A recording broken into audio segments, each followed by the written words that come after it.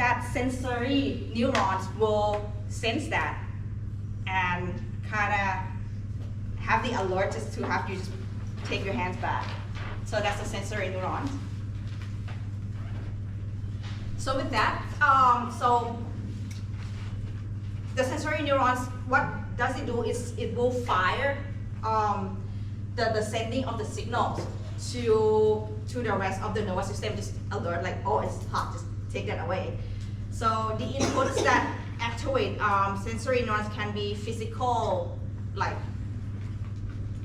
the pressure, the punch, or chemical corresponding to all like 5 of our senses. Everyone remember all 5 senses? Yeah, like smell, sight, taste, hearing, and touching. Yes, touching. Scientific term we call tactile. Touching. So yes, so the chemical input from like taste and smell switch neurons are sent to the brain. So most sensory neurons are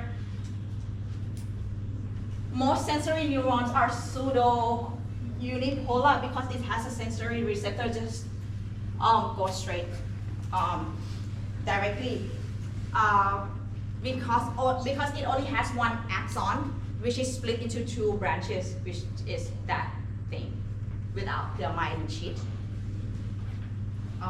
Anyone have any question with the sensory neuron? Okay. Next is the motor neuron, part of the spinal cord, part of the central nervous system. We're going to talk about the central nervous system in a bit. I hope everyone know where your spinal cord is located. Vertebrae, at least. No. So it's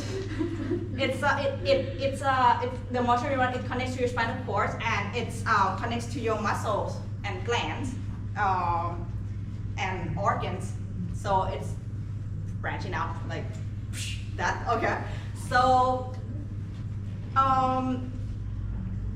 it transmits the impulses and then to the skeleton and like smooth muscles to like smooth muscle are like in your like stomach.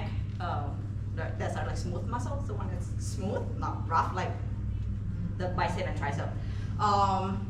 So and also directly control our muscle movement. That's why it's called motor. Motor by means of like monitoring the gear, so to speak. So there are, in fact, 2 types of the motor neurons. The one that travels from the spinal cord to the muscles is called the lower motor neurons, and the one is called upper motor neuron is from the brain to spinal cord. So upper from the spinal cords to the brain, and the lower it's the spinal cord to other parts of us except the brain.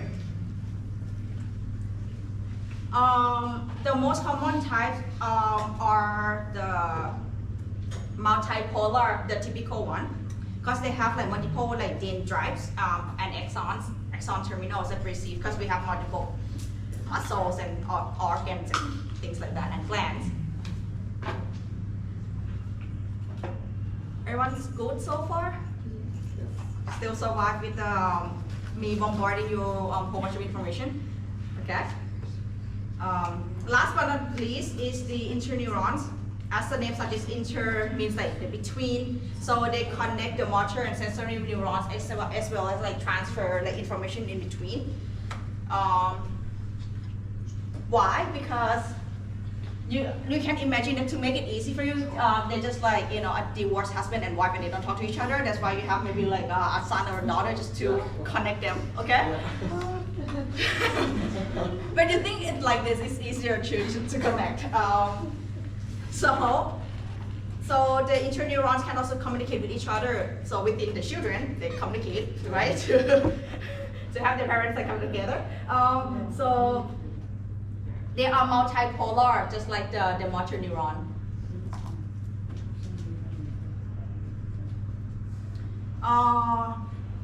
Everyone's good so far?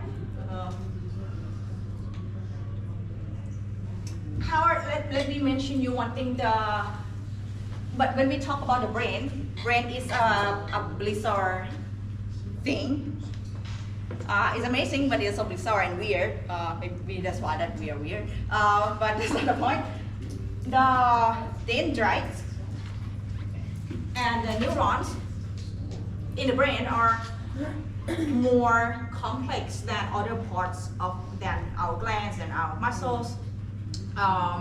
Compared to the spinal cord, our spinal cord could easily distinguish the neuron based on their functions because I'll go through it in a minute, because our neurons, the spinal cord has different functions for each blocks.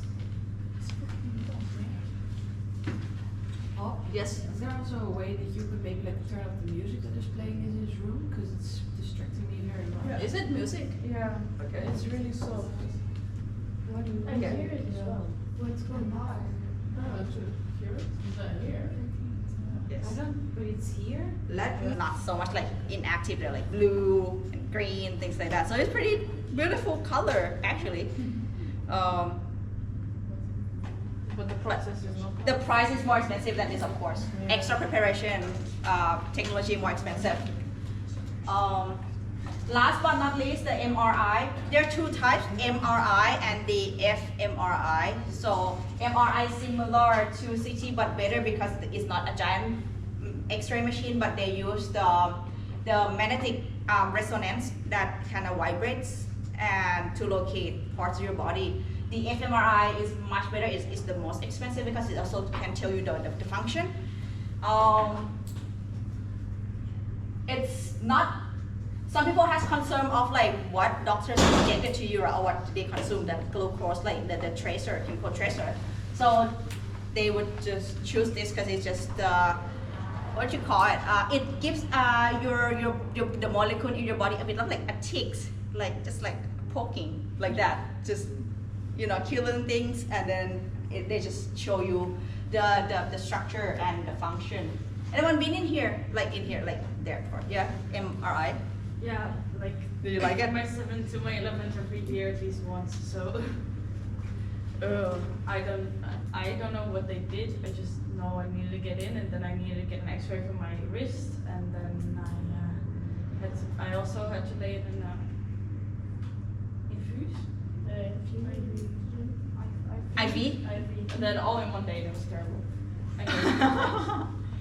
Oh yeah. I did the MRI brain scan not long ago. It was last year actually, 6 months ago. Before I got there, I was so like happy, cheerful, and strong. When I got there, there's no pillow, so you gotta lay there for like it was an hour like for me, and the machine was so loud because it is a magnetic resonance, right? So it produces sound like someone just do a construction near your ear all the time, and it just goes in and out. And in hospital, we had to wear a mask. I asked to take the mask off, but I couldn't take it. It's so like packed, like narrow, and it just like in and out. So I got out so dizzy, like I was gonna vomit. I'm like, okay, just hold on before. Let's take a break and things like that. So yeah. So if you have a lot of like weird headaches or frequently headaches, you might get it checked. It's the most expensive, but the price is not too bad. I mean, it's affordable. I mean, if you also have like insurance as well, things like that. Okay, any questions or curiosity? Okay, so with this 30 minutes about the brains, let me tell you about the brain, something that is really interesting. It looks like it, our brain looks like it, well maybe not as clear and beautiful like this, because do you know that inside the skull, say from the direct experience, you cut the skull out and there's a membrane, you cut that membrane out, open it up. It's gonna be a lot of like red blood, like blood vessels, the large one, the tiny one, minor one, so it's pretty bloody before you take the brains out. And it just looks like that if you clean it out nicely. It's pretty heavy. It's about 2.5 kilograms for adults. Some people think that the larger your brain is the smarter you are. That's not true. It's you might have a disease right there. The intelligence in the brain is determined by the amount of creases that you have in the brain. So the study, they compare a normal average human brain with the brain of Albert Einstein. And apparently, obviously, it's a lot of crease in his brain.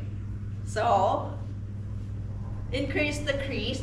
You can do that every time, every day. And also review what you have learned, because if there's a thing that you not practice for a long time or not study for a long time, that crease is gonna fade. They also compare like people who not have low IQ but like less like educated, not like study a lot. The brain is much smoother, so to speak. So if someone call you the smoother brain, know that it's an offense, not a compliment. Okay? Your brain is rough, that's good compliment. One. With a rough brain you have. Okay. And our brain is made up 85% cerebrum and you know that there are 4 lobes. I want to show you this because this is an important thing. Is that imagine we all watched Jurassic Park, like dinosaur and stuff. Back in the day, 65 million years ago, we did not have this. We haven't had this yet. We only have this, the brain stem. We can divide the brain into 3 levels or three parts. Where the reptilian brain is the brain stem and the cerebellum. This is like the very instinctive, primitive, barbaric, so to speak. It eat, sleep, reproduce. Exactly. The most basic thing that anyone could have done. As the time goes by, the asteroid crash, the Earth went to the dark place for a while, and then there's organic chemical, carbon dioxide, the carbon, the hydrogen, the nitrogen, and oxygen, the CHON, create life during the Ice Age, right? Mammoth, saber-tooth, maybe apes and monkeys. Anyone knows the difference between apes and monkeys? The brain structure, the different brain. Good. You're on the right track. Monkeys, the difference is that monkey has a tail. Yeah. Apes, much bigger, so to speak, and doesn't have a tail, or really short tail, and can learn and train more in terms of human. Like you can actually teach the apes, like chimpanzees, or the sign language, but you cannot teach monkey like that. You can teach the monkey how to get a coconut from a coconut tree. Yes, exactly. Very good. So this is called the second level is called the subcortex or the mammalian. Mammal brain. Mammals are apes, dogs, cats, animals. This one is the emotional part. This one become our limbic system. Emotional part because it's the emotion center that regulate emotion, fear, anger, happiness, or even the long-term memory. And then as time goes by, we become Homo sapiens, right? Or Homo sapiens sapiens, as some people want to say. We develop the cortex. This is called the human brain, yes? Do you think that as time is going to go by, it's going to be an asteroid going over this? I wouldn't think so, because we develop the intelligence through the increase the creases. Yeah. Yes.